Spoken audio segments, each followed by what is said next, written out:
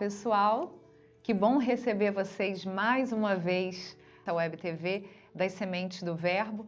Nós somos Tatiana e Ronaldo, fomos convidados e acolhidos para poder partilhar um pouquinho com vocês, justamente plantar cada dia uma sementinha de amor, seguindo esse itinerário, esse caminho, à luz das reflexões do grande legado espiritual que São João Paulo II nos deixou. Nós estamos fazendo esse percurso, caminhando, antes de chegarmos na teologia do corpo, como que preparando o terreno para essa grande e bela semente, através do livro da obra anterior, quando ele ainda era bispo na Cracóvia, o livro Amor e Responsabilidade. A gente está seguindo esse caminho, a gente conta com você, com a sua participação.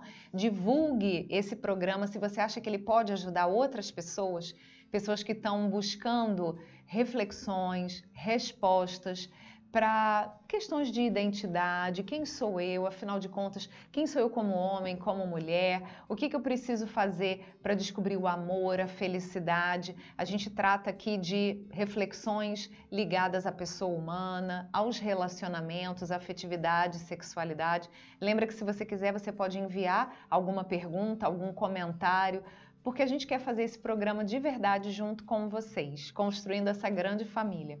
E nós vamos a mais uma reflexão nesse nosso episódio de hoje. Exatamente, a gente dá continuidade, agora falando um pouquinho sobre o utilitarismo.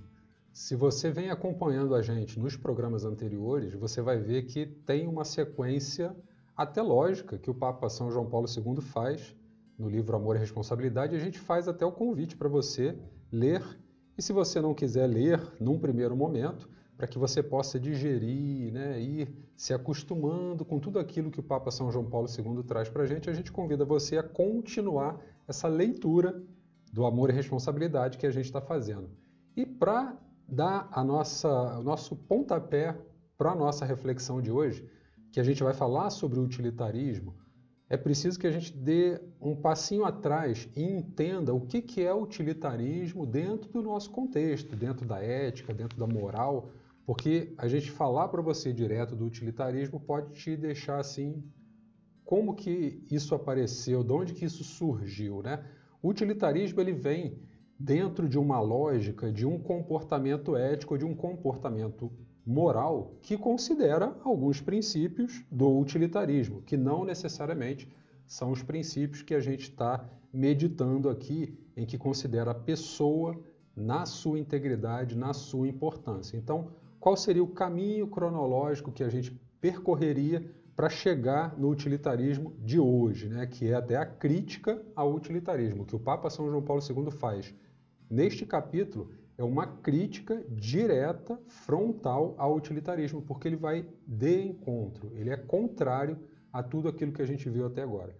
Se a gente pega lá na história, a gente vê que toda a filosofia, ela começou, né, e a filosofia deu base para a ética, deu base para a moral, lá com os gregos, lá atrás, muitos anos atrás, e esse desenvolvimento do pensamento filosófico, esse desenvolvimento da ética, da moral, foi, vamos dizer assim, sendo agregada e, na época do cristianismo, se agregou a todo o conhecimento filosófico, ético, moral, que já tinha dos gregos, né? A origem dos gregos, Aristóteles, Platão, isso foi juntado com toda a teoria cristã, que considera a pessoa.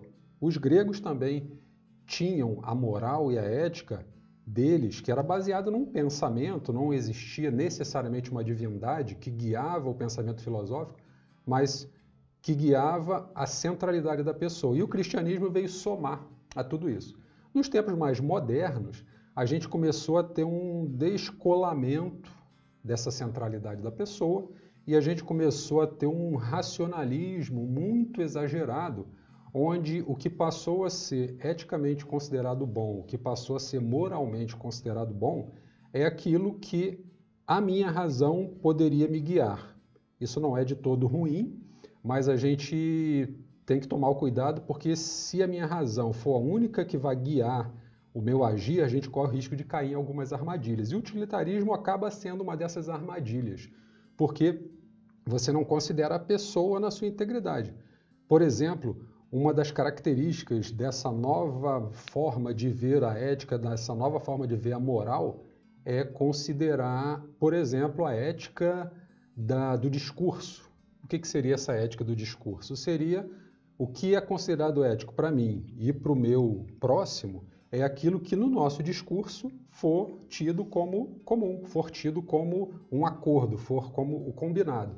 Agora, veja bem, pode ser que esse acordo ético, essa nova ética considerada a partir quase que exclusivamente da razão, seja bom para nós, mas será que é bom para todos? Né? Ou seja, a partir do racionalismo, a partir do momento em que o homem coloca a sua razão como centro do universo, muitos outros ismos perniciosos acabam entrando. Não que a razão seja ruim. Não é. Mas é colocar a razão como Deus. Exatamente. Né? Como Deus, como o principal das nossas vidas. Terceiro momento desse caminhar para que a gente chegasse no utilitarismo, tem um terceiro passo que seria o que se chama, né? E aí existem várias linhas de estudos, mas uma delas seria o que se chama o construtivismo. Então, a ética e a moral seriam aquilo que nós, de comum acordo, construiríamos. A partir da nossa própria razão. Própria ideia. Então, você vê que é um passo mais ali. E o utilitarismo entra exatamente nesse momento. Por quê? O utilitarismo considera como moralmente bom, como eticamente bom, aquilo que me traz prazer. Eu utilizo alguma coisa e o máximo que eu puder utilizar aquela coisa e o máximo de prazer que aquela coisa me trouxer, eu vou estar vivendo eticamente, moralmente, de forma correta, a partir desse princípio que o utilitarismo fala. E o Papa São João Paulo II faz uma crítica frontal a esse modo de pensar, porque ele vê aí um perigo de tudo aquilo que a gente já meditou até agora, do ser humano ser utilizado como um meio de prazer para alguém. O próprio nome utilitarismo, né, tem aí os termos uti e utilis, que é o verbo usar, uti, de utilizar, e utilis, o adjetivo. Então seria usar o que é útil. Então usar o que é. E lembra que a gente meditou num encontro atrás, a diferença de amar e de usar? E o utilizar faz exatamente isso. Usa. E o Papa São João Paulo II fala, o ser humano não pode estar sujeito ao utilitarismo porque ele não pode estar sujeito a ser objeto de manipulação simplesmente para gerar prazer para outra pessoa. E o utilitarismo prega que essa forma de agir, de tirar o máximo proveito das coisas em prazer próprio, seja feito tanto individualmente quanto coletivamente. Se você vai analisar na raiz, isso é impossível, porque como eu posso individualmente utilizar uma pessoa, por exemplo, para o meu prazer, mas se aquilo não trouxer prazer para outra pessoa, como que ela vai permitir que aquilo aconteça se ela não vai estar se beneficiando, se ela não vai estar tendo prazer? Ela vai estar sendo simplesmente um objeto da minha ação utilitarista. Então, o utilitarismo ele é incompatível com ele mesmo. Ele só seria compatível se o mesmo prazer que eu tenho ao usar uma pessoa, a pessoa tivesse ao usar a mim enquanto pessoa. Só que não necessariamente isso vai acontecer em todas as possibilidades. Então, o utilitarismo já se contrapõe, já se contradiz nos seus próprios princípios de formulação. E o Papa São João Paulo II, como a gente veio construindo toda essa teoria até agora, mostra justamente que a pessoa não pode ser utilizada. E, curiosamente, o ápice desse pensamento de que a pessoa não pode ser utilizada como meio de prazer para algo, o Papa São João Paulo II utiliza um pensamento de Kant, Immanuel Kant, que talvez tenha sido o principal personagem dessa virada do pensamento ético e moral, onde ele aplicou praticamente o racionalismo, né?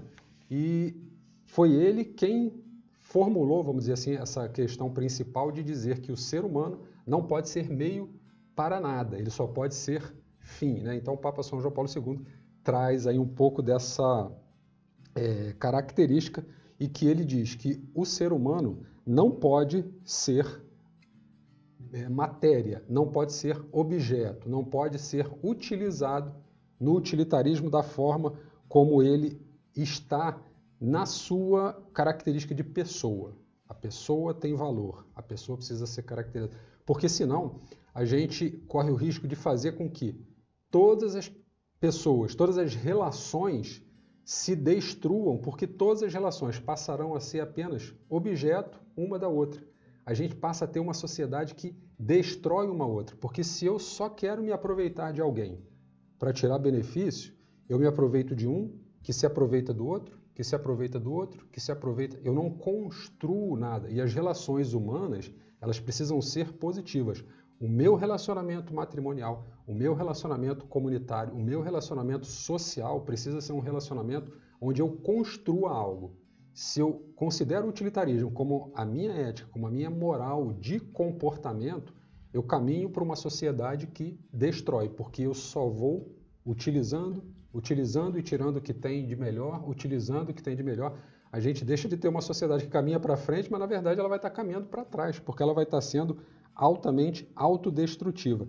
E o Papa Francisco, que a gente traz aqui mais uma vez, né, e fica até o convite para você meditar um pouquinho sobre a Fratelli Tutti, e o Papa São João Paulo, Papa Francisco traz também, lá no número 112, um tipo de amor que é, vamos dizer assim, a resposta, o remédio. O Papa São João Paulo II fala também no amor e responsabilidade, só que ele só vai falar um pouquinho mais à frente, onde ele faz a interpretação do amor. Ele faz 3 interpretações do amor, que a gente vai chegar lá e vai ter oportunidade. Mas eu adianto um pouco, porque o Papa Francisco, na encíclica Fratelli Tutti, nos diz: o amor benevolência, ou benevolentia, né, que em latim é o amor cuja atitude quer o bem do outro, que é efetivamente contrária ao utilitarismo. É querer ter a boa vontade, é o amor de benevolência, é o amor de boa vontade, é o amor que eu ajo só porque eu quero o bem do outro. Eu não me satisfaço com o outro, eu não utilizo o outro como um objeto, eu não reduzo o outro, eu não tiro ele da sua característica humana, a sua característica de pessoa, mas é um amor que faz com que o outro seja aumentado, faz com que o outro seja valorizado, faça com que o outro seja visto como pessoa. Então, lá no número 112, o Papa São João Paulo II, o Papa Francisco traz para a gente esse amor de benevolência, que é o amor que a gente deve ter não só nas relações homem e mulher, esposo e esposa, né? Mas a relação que cada um de nós tem com o nosso dia a dia, com o nosso vizinho, com o nosso trabalho, aonde a gente estiver, esse amor de benevolência deve ser aquele que guia os nossos atos, as nossas atitudes, para que possamos combater esse utilitarismo pelo utilitarismo que, além de ser algo que diminua a pessoa, ele é destrutivo, ele reduz o valor e a qualidade da pessoa. Nós até aprendemos uma vez com um grande amigo nosso, Magno Maciel, aqui do Rio, para quem a gente manda um forte abraço, porque nós trocamos muito, né, e aprendemos muito sobre São João Paulo II, e ele fez um trabalho exatamente sobre isso, nos recordando, como diz o Papa, no Amor e Responsabilidade, que o antídoto para o utilitarismo é o amor. Aliás, o amor é antídoto para tudo. Não é à toa que uma das frases, talvez uma das mais célebres, de São João Paulo II, que ele escreveu ainda jovem, quando ele era artista, né? E ele criou algumas peças, e uma das peças de teatro, ele colocou na boca de um dos personagens essa frase célebre: o amor me explicou tudo. E é verdade, o amor é o fim, é o começo, é o meio de tudo que a gente deve fazer. Então, o amor é o antídoto do utilitarismo. E por falar em amor, temos pergunta. Se você quiser, manda a sua pergunta para a gente também. Hoje é a Elizabeth que pergunta para a gente: se o amor é tão bom, por que às vezes ele faz a gente sofrer? Boa pergunta. Boa pergunta, né, Elizabeth? O amor não faz a gente sofrer às vezes, ele faz a gente sofrer sempre. Porque amar, mais do que dar, é dar-se, né? E toda vez que a gente se dá, a gente se gasta, a gente sofre um pouco, né? Basta você olhar para a cruz de Cristo se você quer aprender o que é amor. Acho que foi até alguns programas atrás que a gente falava: o amor tem sentimento? Tem, mas não é só isso. Os sentimentos, eles são assim a matéria bruta do amor. Mas o amor precisa ser lapidado como uma escultura, né, que a gente faça. E é uma pedra às vezes feia, sem forma. E você, aos pouquinhos, quando você machuca a pedra, né, quando você vai com os instrumentos lá lapidando aquela pedra, você transforma aquilo numa obra de arte. É a O mesma amor também é coisa assim, né? quando a gente falou alguns programas atrás sobre a educação. A educação também é isso. Também é isso. Às vezes o pai e a mãe, o avô, a avó, quando educam o seu filho, o seu neto, às vezes o filho, o neto não gosta muito. Sofre, chora, fica triste, mas às vezes aquilo que naquele momento pode ser ruim para ele, pode ser sofrimento para ele, é o melhor para ele, né? A gente sempre dá o exemplo daquela mãe que tem um filho diabético e o filho quer porque quer comer um doce. A mãe provavelmente nega, sente com aquela dor no coração, né? Mas ela sabe que negar para ele nesse caso é o melhor que ela pode fazer para ele. E às vezes a nossa vida, a melhor coisa que a gente pode fazer talvez seja uma renúncia, aquilo que mais vai fazer a gente chegar ao bem comum, aquilo que mais vai fazer a gente viver esse amor de benevolência, porque é o que mais a gente vai fazer o outro crescer. Então, Elizabeth, você que nos acompanha, amar dói. Mas não existe experiência mais enriquecedora para o ser humano. Até fica a dica também do grande legado do Papa São João Paulo II, se você passa por momentos de sofrimento, se você já teve decepções no amor, pequenas ou grandes, né? E a gente vai continuar tendo, né? Nesse mundo em que infelizmente a gente é sujeito ao pecado, à concupiscência, sempre vamos ter decepções uns com os outros e, enfim, as pessoas nunca vão corresponder às expectativas, aquilo que a gente gostaria. Então, eu queria deixar para você uma dica de leitura, de aprofundamento, que nos ajuda a reconhecer o sentido, o significado salvífico que a dor e o sofrimento têm. O nome é exatamente esse, Salvifici Doloris, de São João Paulo II também, que nos ajuda muito a entender por que amar dói. E dói, mas é isso que dá sentido à nossa vida. E é exatamente essa a reflexão bíblica que nós queríamos deixar para vocês no final desse programa. João, Evangelho de São João, capítulo 13, o finalzinho do versículo 1. É uma frase pequena, mas a gente espera que ela fique marcada, gravada no seu coração. Nós lemos assim: Jesus, quando chegada a sua hora de passar deste mundo para o Pai, amando os seus, amou-os até o fim. Uma religiosa aqui do Rio disse uma vez que nessa frase, dizendo que Jesus nos amou até o fim, não só até o fim da vida, mas até o fim de todas as possibilidades que existe de amar. Que com esse exemplo do Cristo que se prepara para sofrer no Calvário e que permanece firme até o fim, que a gente também não desista dessa empreitada de vida, dessa maior aventura da nossa vida, que é o amor. É um calvário, muitas vezes mas não se esqueça do fim último, daquilo que a gente quer alcançar, que é a vida nova, que é a glória, que é a ressurreição. Foi esse o caminho que Cristo fez e se nós nos dizemos cristãos, esse também deve ser o nosso caminho. Exatamente. Obrigado por você ter participado mais um encontro conosco. Esperamos vocês para o próximo, onde a gente vai falar sobre a norma personalista. Contamos com você para juntos espalharmos sementes de amor.